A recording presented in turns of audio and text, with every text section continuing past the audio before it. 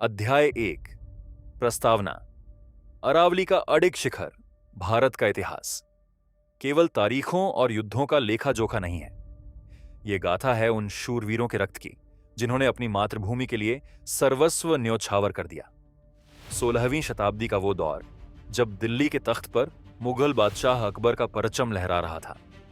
कश्मीर की वादियों से लेकर दक्षिण के पठारों तक और बंगाल से लेकर गुजरात तक हर छोटी बड्डी रियासत, हर साम्राज्य मुगल सल्तनत के आगे या तो घुटने टेक चुका था या वैवाहिक और कूटनीतिक रिश्तों में बंध कर अपनी आजादी का सौदा कर चुका था।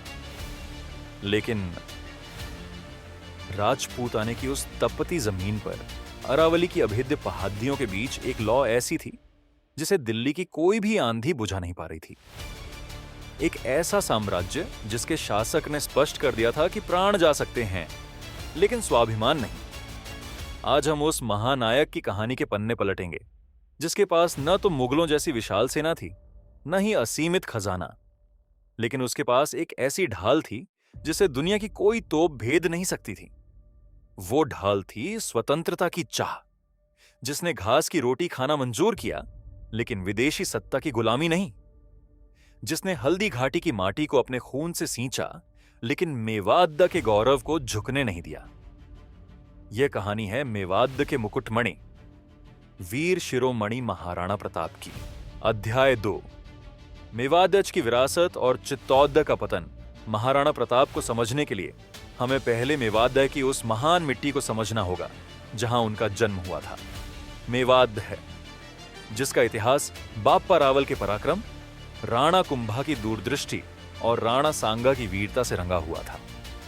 इसी महान सिसोदिया वंश में 9 मई 1540 को कुंभलगढ़ दुर्ग के सबसे ऊंचे हिस्से बादल महल में महाराणा उदय सिंह और महारानी जयावंताबाई के घर एक पुत्र ने जन्म लिया।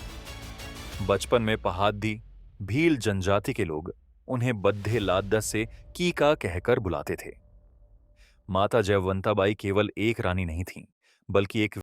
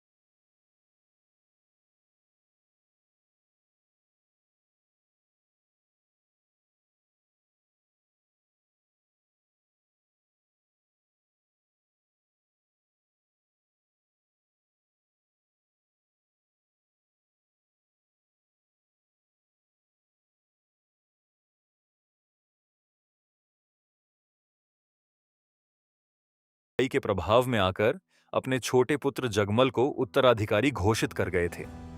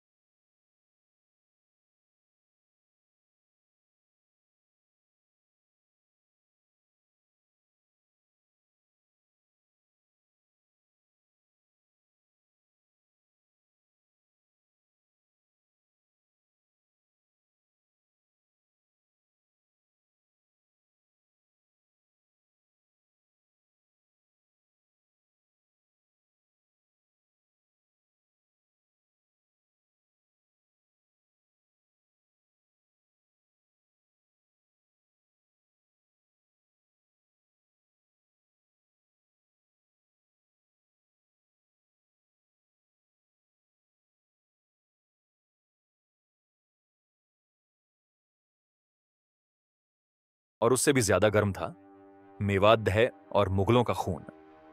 अकबर खुद अजमेर आ पहुंचा और उसने मेवातदह पर आक्रमण की कमान आमेर के कुंवर मानसिंह को सौंप दी। यह अकबर की एक सोची समझी चाल थी, एक राजपूत को दूसरे राजपूत के खिलाफ खददियला करना। मुगल सेना की संख्या लगभग 80,000 से भी अधिक थी, जिसमें विशाल हाथी, भारी तोपखाना और आधुनिक बंदूकों से लैस सैनिक शामिल थे। दूसरी ओर महाराणा प्रताप की सेना संख्या में मुगलों के मुकाबले बहुत कम थी, लगभग 20,000। लेकिन इस सेना की ताकत हथियारों में नहीं, बल्कि उनके सीने में धड़कते देश प्रेम में थी। प्रताप की सेना में राजपूतों के साथ साथ ग्वालियर के राम शाह तोमर, अफगान सेनापति हाकिम खान सूरी और पुंजा भील के नेतृत्व में अरावली के तीरंदाज भील योद्धा शामिल थे। यह धर्म का नहीं, स्वाधीनता का युद्ध था। 18 जून 1576। स्थान हल्दी घाटी, एक ऐसा संकरा दर्रा जहां की मिट्टी हल्दी जैसी पीली थी। सूर्य की पहली किरण के साथ ही युद्ध का शंखनाद हुआ। महाराणा प्रताप ने रक्षात्मक नहीं बल्कि आक्रामक रवैया अपनाया। मेवातियों सेना ने मुगलों पर पहला ऐसा भयंकर प्रहार किया कि विशाल मुगल सेना के छक्के छूट गए। हाकिम खान सूरी की तलवारें मुगलों पर कहर बनकर टूट रही थीं। मुगल सेना में भगदड़ मच गई। इतिहासकार बदायूनी, जो खुद इस युद्ध में मौजूद था, लिखता है कि प्रताप के सैनिकों का वेग ऐसा था जैसे कोई भूखा शेर अपने शिकार पर झपटा हो। युद्ध अपने चरम पर था। चारों तरफ लाशें बिछ रही थीं और खून की नदियां बह रही थीं। तभी प्रताप की नजर मुगल सेनापति मानसिंह पर पड़ी। मानसिंह मर्दाना नामक एक विशाल हाथी पर सवार था। प्रताप अपने नीले रंग के इराकी घोड़े चेतक पर थे। चेतक जो केवल एक घोड़ा नहीं बल्कि हवा से बातें करने वाला एक योद्धा था। प्रताप का इशारा पाते ही चेतक ने एक जबरदस्त छलांग लगाई और अपने दोनों अगले पैर मानसिंह के हाथी के मस्तक पर टिका दिए। प्रताप ने अपने भारी भाले से मानसिंह पर एक ऐसा प्रचंड वार किया कि हवा चीरती हुई आवाज आई। मानसिंह तो हौदे के पीछे छुपकर बच गया, लेकिन उसका महावत मारा गया और हौदे का खंभा टूटकर गिर पड़ा। अध्याय 5, चेतक का बलिदान और झालामन्ना का शौर्य। लेकिन इस प्रहार के दौरान एक अनर्थ हो गया। हाथी की सूंड में बंधी जहरीली तलवार से चेतक का एक पिछला पैर बुरी तरह कट गया। प्रताप और घायल चेतक मुगल सेना के बीचों बीच घिर चुके थे। स्थिति की गंभीरता को देखते हुए मेवात के एक स्वामी भक्त सरदार झालामन्ना ने एक अद्वितीय निर्णय लिया। वो चीरते हुए प्रताप के पास पहुंचे और महाराणा का राजमुकुट अपने सिर पर धारण कर लिया। झालामन्ना ने चिल्लाकर कहा, महाराणा, मेवात को आपकी आवश्यकता है, आप सुरक्षित निकलिए। मुगल सेना झालामन्ना को महाराणा समझकर उन पर टूट पड़ी और झालामन्ना ने लढ़ते लढ़ते वीरगति प्राप्त की। इधर 3 पैर वाला घायल चेतक अपने स्वामी की जान बचाने के लिए रणभूमि से दौड़ पद्दा। उसका खून बह रहा था। वो दर्द से तड़प रहा था, लेकिन उसके कदम नहीं रुके। अचानक रास्ते में 26 फीट चौड़ा एक पहाड़ी नाला आ गया। मुगल सैनिक पीछे लगे थे। घायल होने के बावजूद चेतक ने अपनी बची खुची सारी ताकत बटोरी और एक ही छलांग में वो खौफनाक नाला पार कर लिया। मुगल घुद्दे वहीं ठिठक गए। नाला पार करते ही चेतक जमीन पर गिर पड़ा। महाराणा प्रताप ने अपने इस वफादार साथी का सिर अपनी गोद में रखा। कहते हैं कि वो पहला और आखिरी दिन था जब प्रताप की आंखों से आंसू छलके थे। चेतक ने अपने स्वामी की बाहों में प्राण त्याग दिए। इंसान और जानवर के बीच प्रेम और वफादारी की ऐसी मिसाल इतिहास में दूसरी नहीं मिलती। अध्याय 6, अरावली का वनवास और भामाशाह का त्याग। हल्दी घाटी का युद्ध अनिर्णायक रहा। अकबर प्रताप को न तो पकड़ सका न ही मार सका। लेकिन इस युद्ध के बाद प्रताप ने अरावली के घने जंगलों को अपना घर बना लिया। उन्होंने कसम खाई कि जब तक मेवात को पूरी तरह आजाद नहीं करा लेते, तब तक वो महलों में नहीं रहेंगे, सोने चांदी के बर्तनों में भोजन नहीं करेंगे और बिस्तर पर नहीं सोएंगे। यह प्रताप के जीवन का सबसे कठिन दौर था।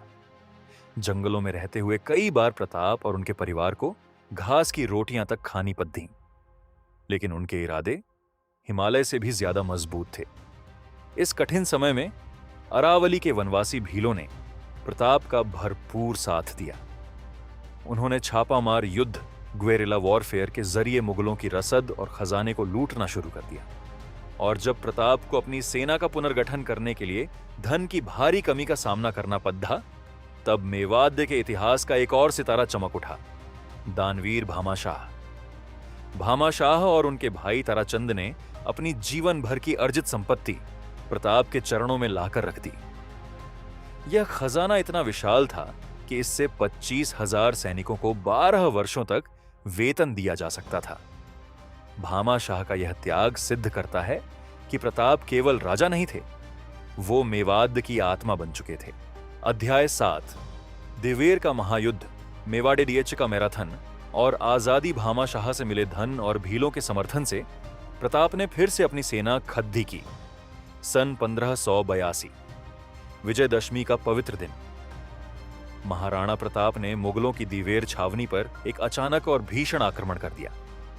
इस युद्ध में प्रताप के पुत्र कुंवर अमर सिंह ने वीरता का ऐसा अद्भुत प्रदर्शन किया जिसे सुनकर आज भी रोंगटे खद्दे हो जाते हैं। अमर सिंह ने मुगल सेनापति सुल्तान खान पर अपने भाले से ऐसा अचूक और खूंखार वार किया कि भाला सुल्तान खान के शरीर और उसके घुड्डे को चीरता हुआ सीधा जमीन में जा धंसा। प्रताप के इस खौफनाक हमले को देखकर मुगल सैनिकों के होश उड़ गए। वो छावनियां छोड़कर भाग खद्दे हुए। प्रसिद्ध इतिहासकार कर्नल जेम्स टॉड ने इस युद्ध को मेवाड़ का मैराथन कहा है। यह मुगलों पर प्रताप की सबसे बड़ी और निर्णायक जीत थी। दिवेर की जीत के बाद प्रताप नहीं रुके। अगले एक दशक तक उन्होंने मुगलों से मेवाड़ का एक एक इंच वापस छीन लिया। कुंभलगढ़, उदयपुर, गोगुंदा सब वापस आ गए। चित्तौद और मांडलगढ़ को छोड़कर प्रताप ने अपना पूरा साम्राज्य आजाद करा लिया। उन्होंने चावंड को अपनी नई राजधानी बनाया। उनके अंतिम वर्षों में मेवाड़ में शांति लौटी। व्यापार, चित्रकला और साहित्य का खूब विकास हुआ। अध्याय 8, एक युग का अंत और अमर विरासत। समय का चक्र अपनी गति से घूमता है। 19 जनवरी 1597, चावंड में एक शिकार के दौरान अपने धनुष की डोरी खींचते समय महाराणा प्रताप को एक गहरी अंदरूनी चोट लग गई। 57 वर्ष की आयु में राजपूताने का ये सबसे चमकता हुआ सूर्य हमेशा के लिए अस्त हो गया। प्रताप की मृत्यु की खबर जब आगरा पहुंची तो अकबर के दरबार में सन्नाटा छा गया। कहते हैं कि वो खबर सुनकर खुद मुगल बादशाह अकबर की आंखें भी छलक उठी थीं। दरबार में मौजूद चारण कवि दुर्सा आढ़ा ने उस समय कहा था, हे प्रताप, तुम्हारी मृत्यु पर बादशाह ने दांतों तले जीभ दबा ली और आंसू टपकाए, क्योंकि तुमने कभी मुगलों की अधीनता स्वीकार नहीं की, अपने घोड़े पर उनका दाग नहीं लगने दिया और अपनी पगड़ी किसी के आगे नहीं झुकाई। महाराणा प्रताप आज हमारे बीच नहीं है, लेकिन वो केवल इतिहास की किताबों में दर्ज एक नाम नहीं है। वो भारत की रगों में बहने वाला वो खून है जो अन्याय के खिलाफ खौलता है।